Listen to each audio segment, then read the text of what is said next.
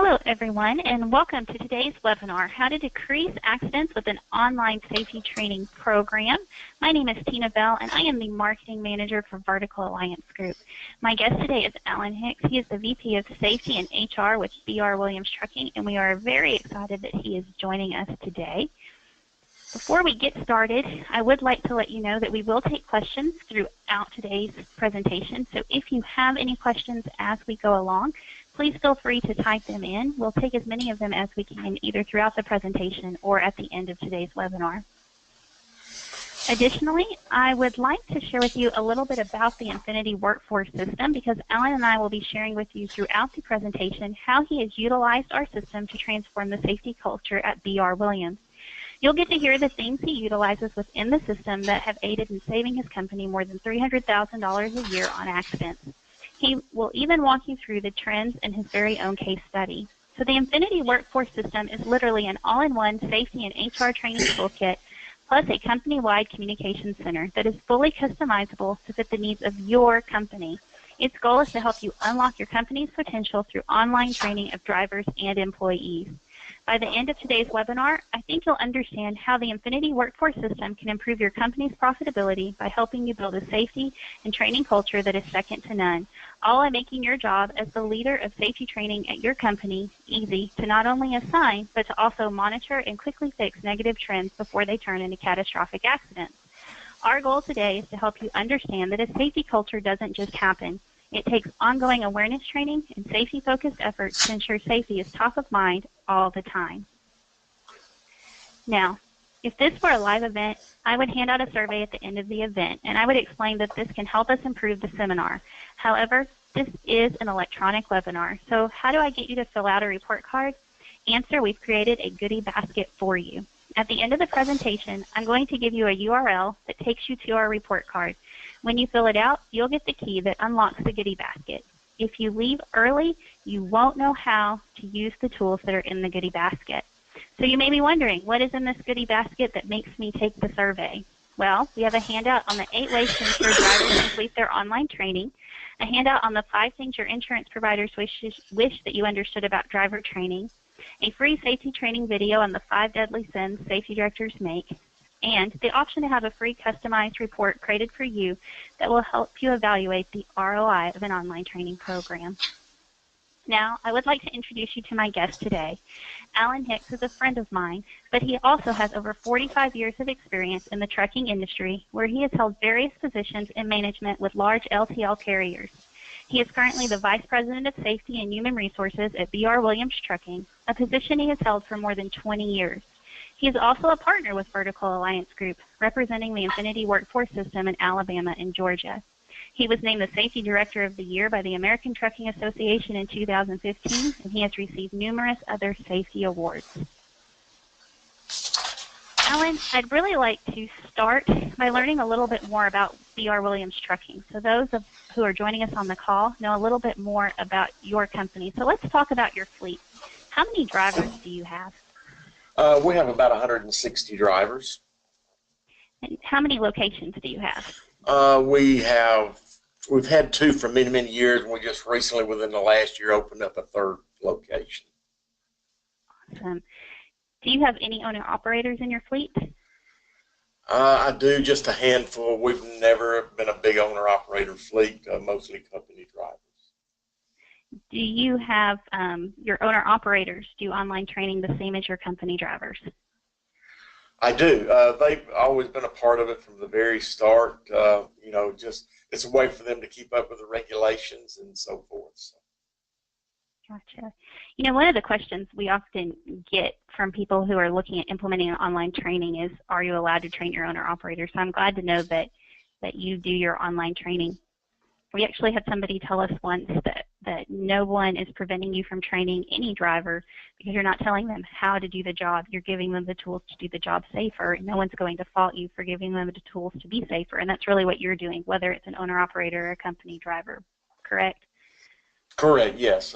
Just, you know, so if there's changes in regulations or, you know, within any of the regulations at all, that's just our avenue of getting the information to them and keeping them up to date. Okay, makes sense. One of the things I like about how you describe your training model is you say you're really more proactive than reactive. Before you implemented online training, how are you training your drivers? We were doing quarterly training. We'd get a large group together. Normally I would hit about 60 to 65% of our drivers in the meetings, and I would have an hour and a half to do some training at that point. Gotcha. And one of the things you said, can you kind of walk us through what those in-person safety trainings, what they looked like? I will. I'm going to go back to the proactive and reactive statement there on the slide. Most of the time in these meetings, we were looking at what had happened in the previous 6 months or a year, or even in the previous quarter, what our accident trends were and so forth. So most of the time, this was just covering what has happened in the past and not really a way of, moving forward and, changing the trends. Gotcha. Fantastic. One of the things that I love when I listen to you talk about your training program, or just about your safety culture in general, is you talk about creating a strong safety program, and you've always described it as a kind of like the safety culture pyramid. Would you walk us through the 3 pillars of the pyramid?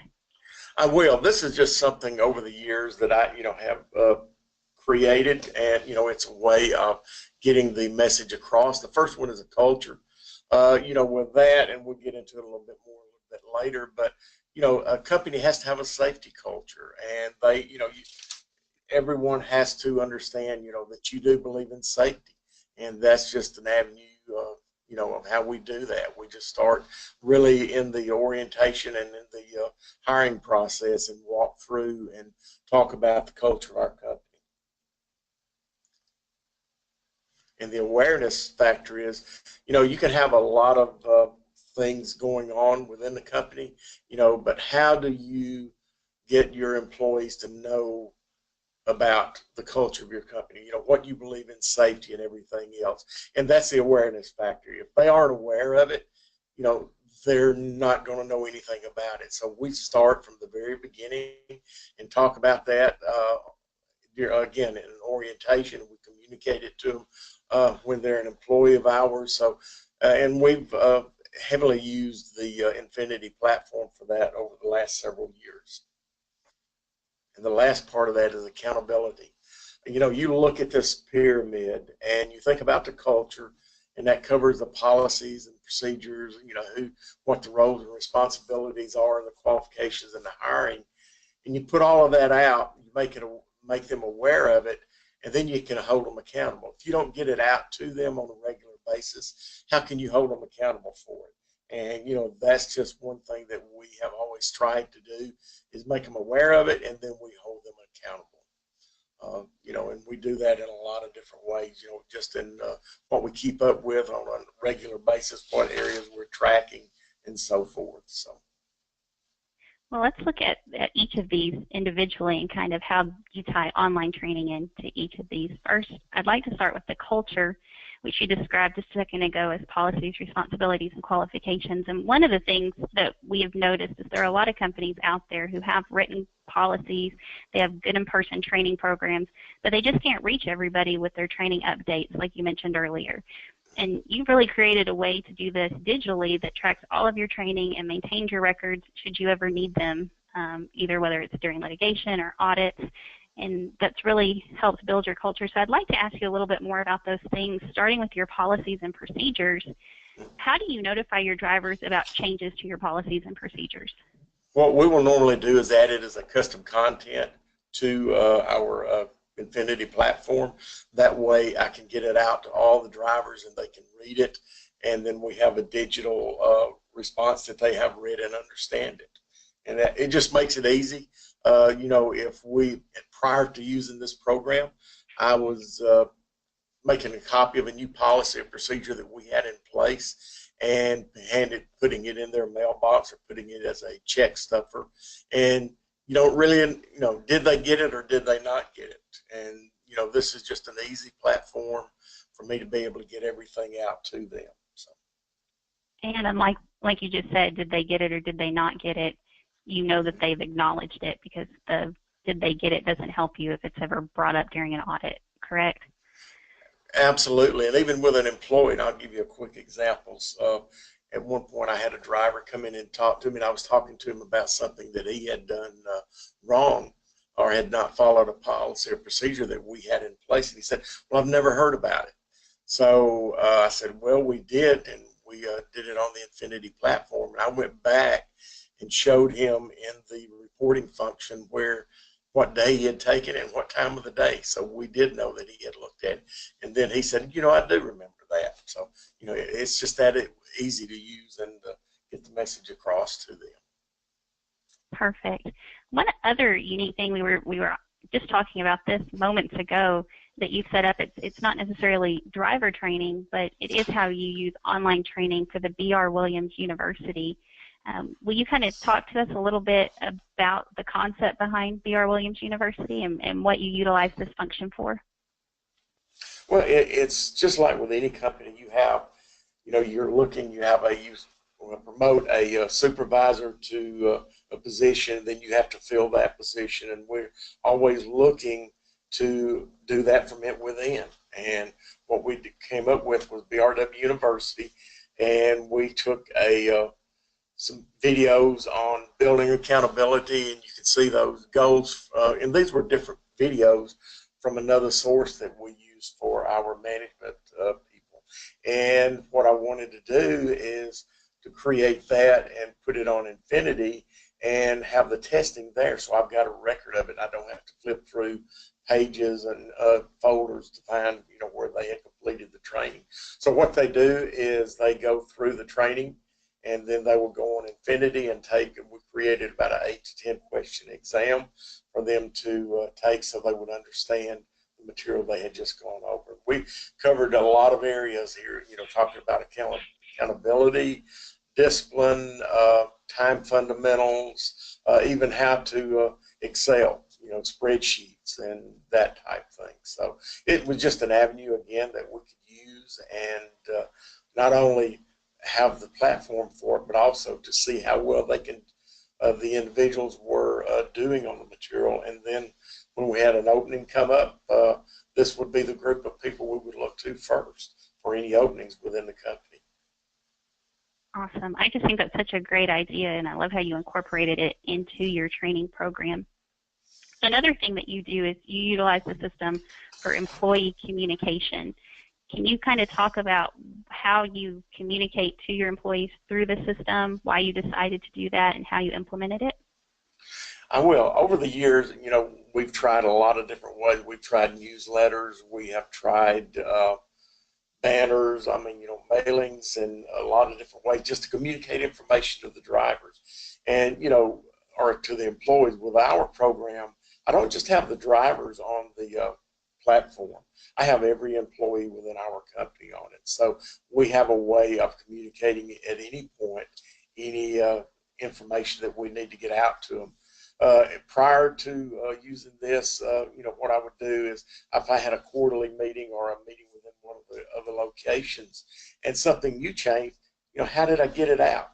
And with this, with the infinit-i platform, I can put it on the next day, go ahead and assign it to everyone, and they can read it. Or also I will use the introduction page in the classroom and put it there. Something, if you go on our site today, over the last year, we've been talking about company values.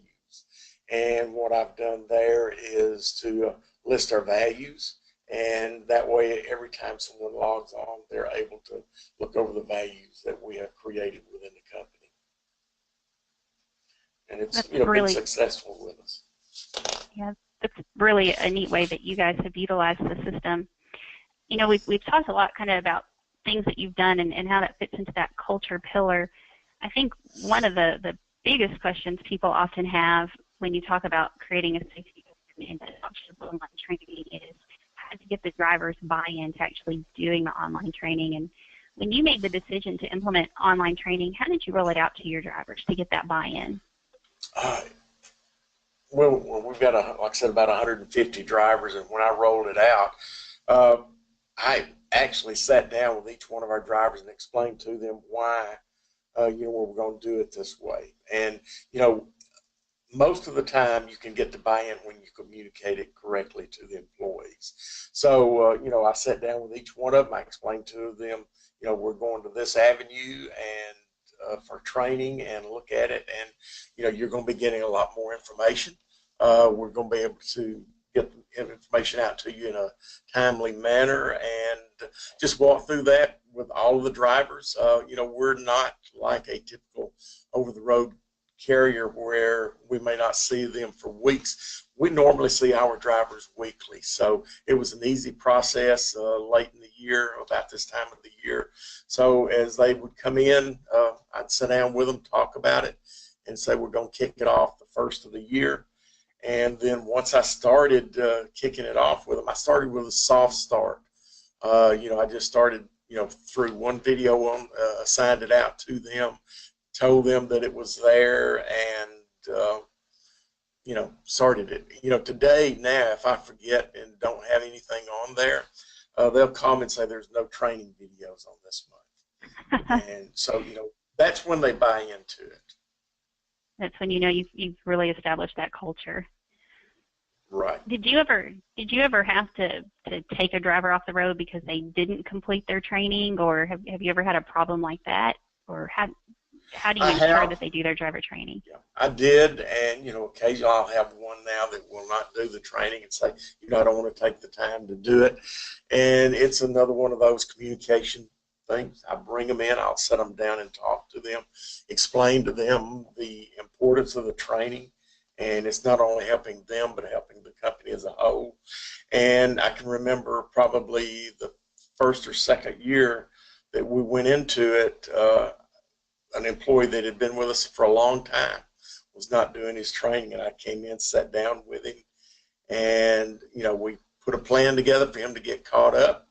And I did not have to really just take him out of the truck, but I have had at times, if a driver did get behind or didn't do it, I would bring him in right before dispatch and let him sit down and do it that way. So with us now, we've been using it for several years, and I don't have that problem on an ongoing basis now.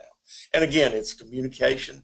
The day they start to work for us, we talk about it, and the very first day they come in for orientation, they go on the training modules, and they will get started with it at that point. Fantastic. And we'll look at your orientation in more depth in just a little bit. The next topic, when we kind of talk about driver adoption, that I'd like to talk about is, the attention span and how training has kind of changed. One of the things we do with our online training videos, as you're well aware, is the majority of our videos are less than 10 minutes in length. Is there a value in that for your drivers? It is. I have only a handful of drivers that actually do it in one of the dispatch offices. So they will, they get to a shipper's dock or consignee's dock and they're unloading, or they're going to be there for a while, they can do it at that point. And also, it's just short. It doesn't take a lot of time. Now, I can remember back in the old days when I would do orientation and bring them in and set them down in front of a TV and watch an hour-long video. I'd walk out to get a cup of coffee and come back, and, what would they be doing? They would be looking at something else. They would be looking at their phone, their emails, and all, and really didn't comprehend it. So with the short spans, it's really worked for us. They pay attention to it.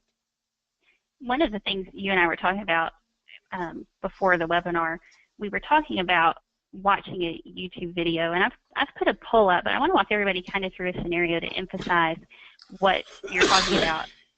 Let's pretend that Thanksgiving's coming up, and you find out, we don't have to pretend, it is coming up. You find out that next week you're responsible for frying a turkey. You've never fried one before.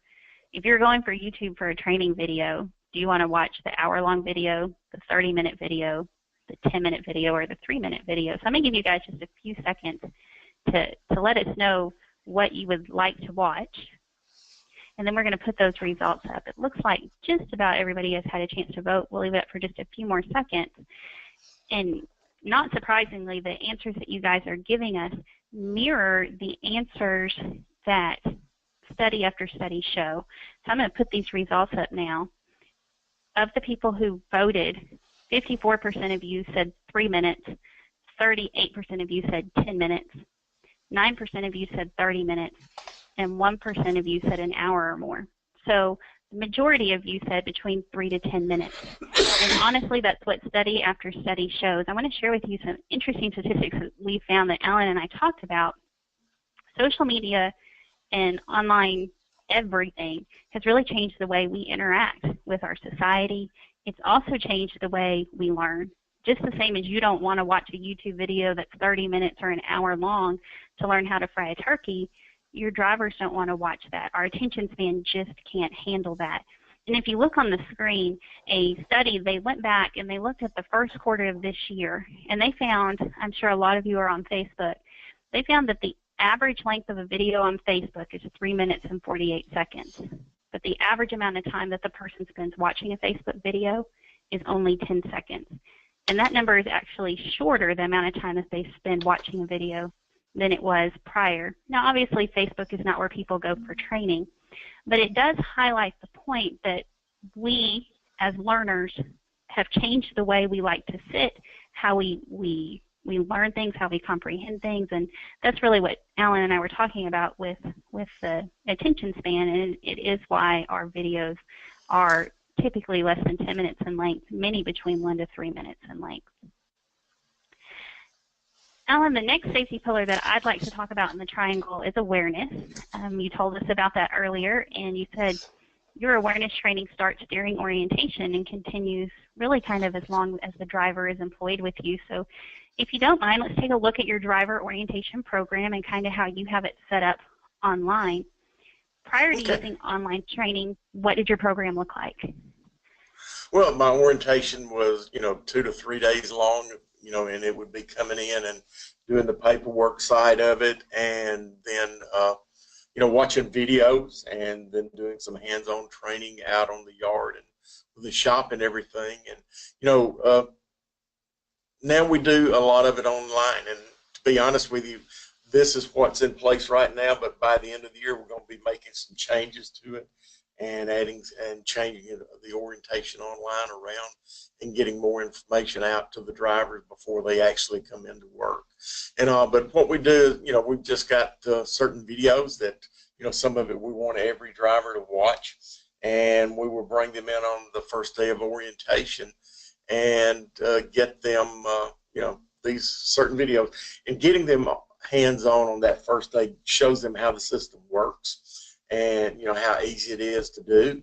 And so we just walk them through these videos under day one, and then after that I will give them some videos for the first week to finish up that they are to watch by the end of that first week, and then not showing on the slide, then I have some CSA slides and videos that I have them watch on week 2 just to get them acclimated to what's going on within the company. And one thing that we're fixing to do with this program is possibly I'm trying to get the CEO of the company to do a video to welcome an employee to the company, and that would be one of the videos that he or she would watch on their first day. So we're always looking at ways to change it, and like I said, this is the way it is today, but it'll be different here very shortly. Okay, we've had a couple of questions come in. The first question came in from Kristen, and she says, how do you have your drivers view videos when they're on the road? Do they have company-issued tablets? Do they use their phone? How does B.R. Williams do that? We do not have any thing that we hand out to drivers as far as a tablet or anything like that. Most of them will do it on the phone, or, and today, especially my over-the-road guys, a lot of them will have a computer, and, they'll watch it on their computer in the laptop in the truck. So, down the road, we may use some other avenues, but right now, that's basically how they view the videos on an ongoing basis. And Dennis wants to know, are the drivers' trainings that you assign out, are they done during work hours or on their own time? I don't give them specific times to do it, so they can do it whenever. I just do assign the training out, and they have 30 days to do it, and I don't give them specific times to do the training. So I just give them the 30-day period to complete it. Okay, fantastic.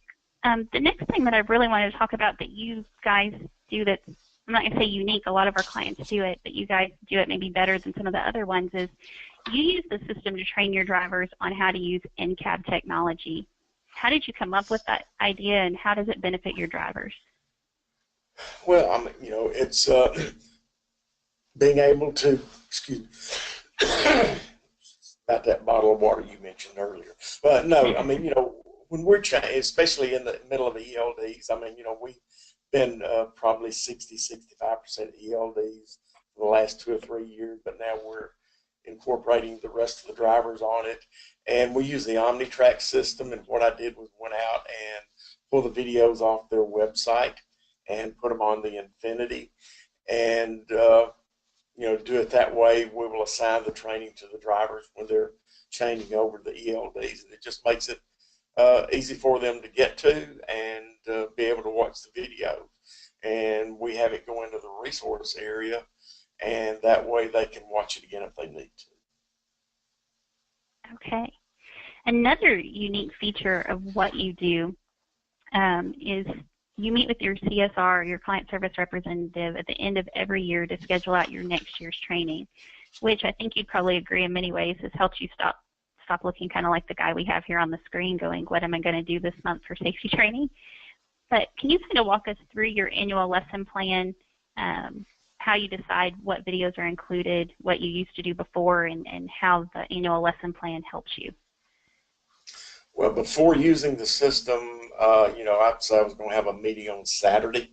Probably today's Thursday. I would be, okay, what am I going to be training the guys on or talking to them about this coming Saturday? Now, what I will normally do, and I'll start it in the month of December, is I will go through the catalogs and pick out 2 to 3 videos for them to view every month.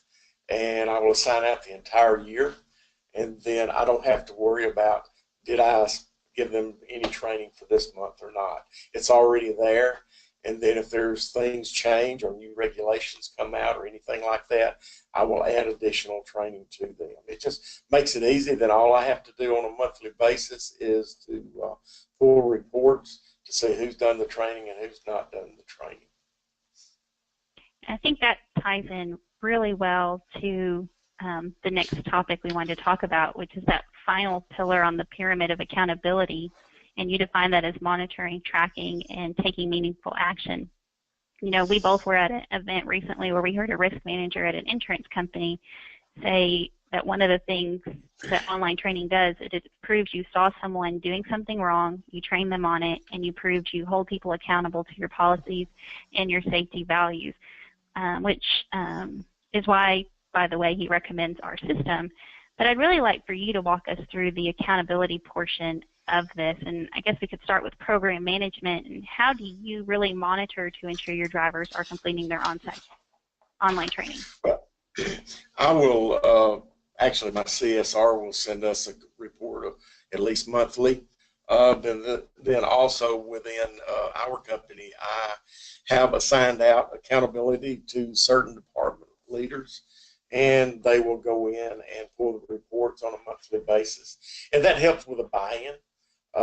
One thing in the past, even, the first 2 or 3 years that I used the program, it was a one person trying to hold everyone accountable. But now what I've done is I will hold a group accountable, and then that group leader or supervisor will be in charge of all of their individual employees within that and all. So, we do that. And, as far as tracking, just like with any carrier, there is certain things that you're going to look at on a daily and a monthly basis.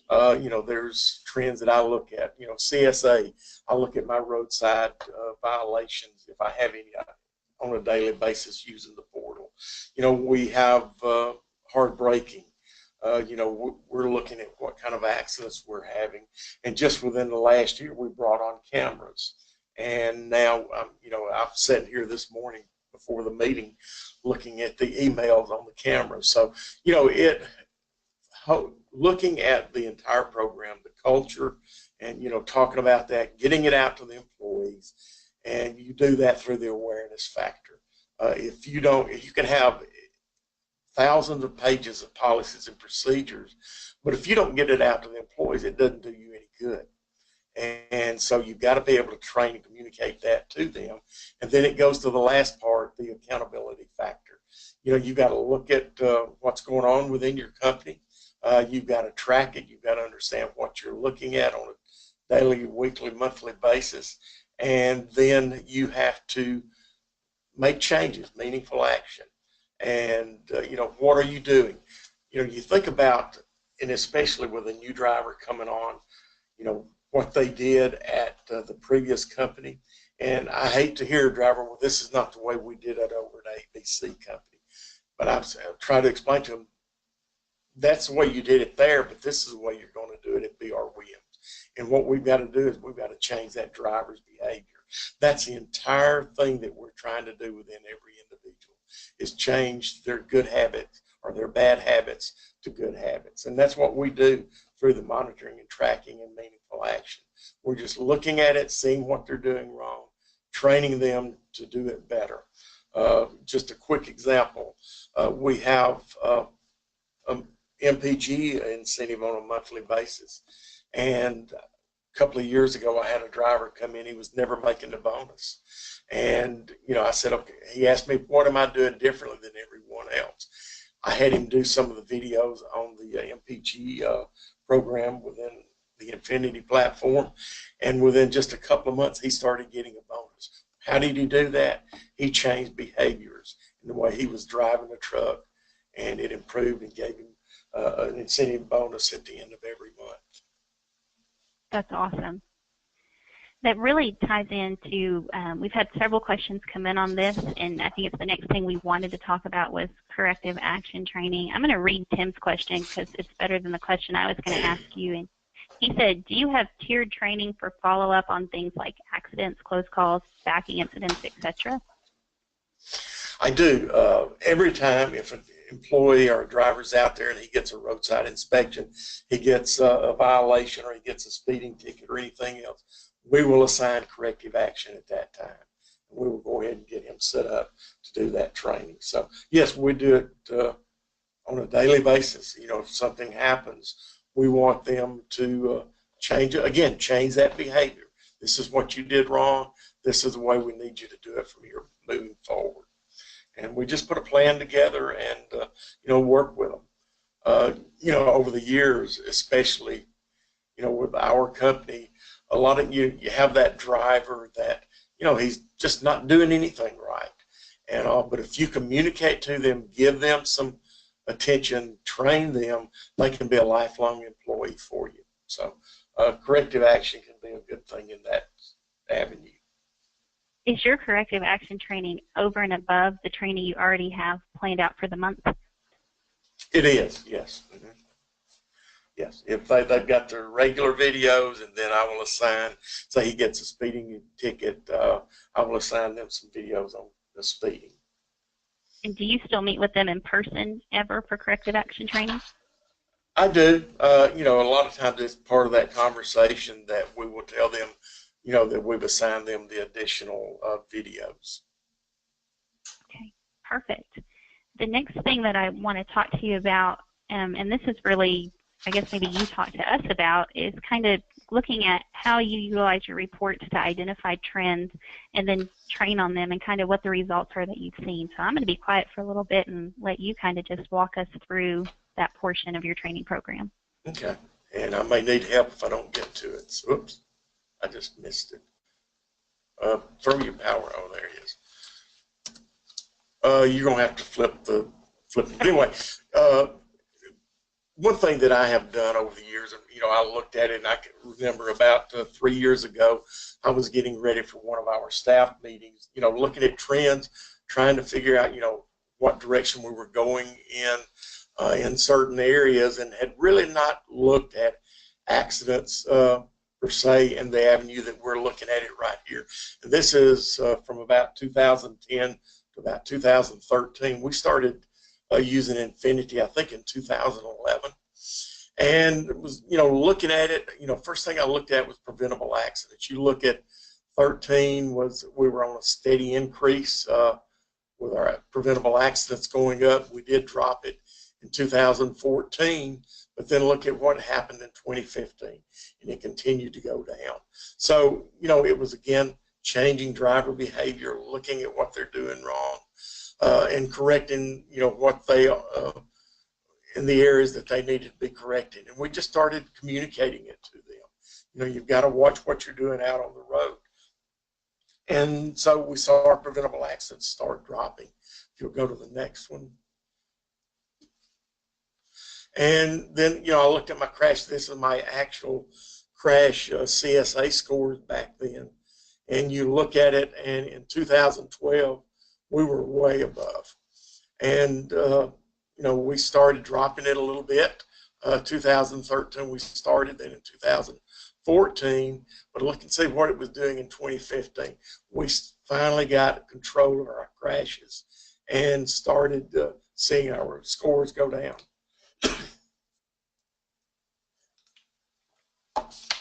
Then we looked at our accident costs, saw our accident cost per mile go down, and it was a steady trend going along with the preventable accidents. You can see in 10, 11, and 12, and then the last 3 years in this cycle, we saw a steady drop in our accident cost per mile. And it goes along with, the figures that, we were talking about when I first talked to the people at Infinit-i about this. In these 3 years, in 2010, our total accident cost was $10,000. And as we went over the year, we started paying a lot of attention to it. And by 2015, we were under $2,000 a accident. And now this is total accidents for the year, total accident cost, and an average per accident cost. Now, what we were doing here, we were still having some accidents. We didn't completely eliminate those, but we decreased the severity of those accidents. So, this was a big, and this all went to the bottom line. I mean, this was a cost that we was seeing, go out the door on accidents. And, with the CSA scores and with everything else, I'm glad to see the government recently changed it where you can take some of the accidents off your CSA by submitting a data queue with the information that started this past June. So this was just a big step, and actually I'd not looked at it, and it really blew my mind when I pulled these figures together and started looking at the data. So, it's something you've got to look at it on a regular basis and, move forward with that. And the next few slides are just, slides, as you know, they went from CSA scores to measurements. And, I look at these on a regular basis. I use the FMCSA portal, and these come out on it before they even come out to the public. So I continue to watch these. If I see any negative trends starting with those, I will start and put additional training into those. With the ELDs, the hours of service is going to eventually go away, and so forth. And then you get into, some of the others. The maintenance, hold it right there for a minute. One thing with this program, we talk about it, and is, it's a driver training program. But, you got to remember that we have mechanics working on the trucks. And I've got my mechanics. They know what CSA is. They know what areas that they need to be looking at. So, I include them on the training. We have regular training with them on the program and so forth. And I think the next one is, we'll move forward, drugs and alcohol. We have zeros there. And moving forward, hazmat, we haul very little hazmat. We did have an issue with it. It went away and so forth. And then driver fitness, I think, is the last one. So, I mean, just watching these trends, watching the ways that, things happen within the company, it just helps. And it helps you to assign training and to be proactive moving forward.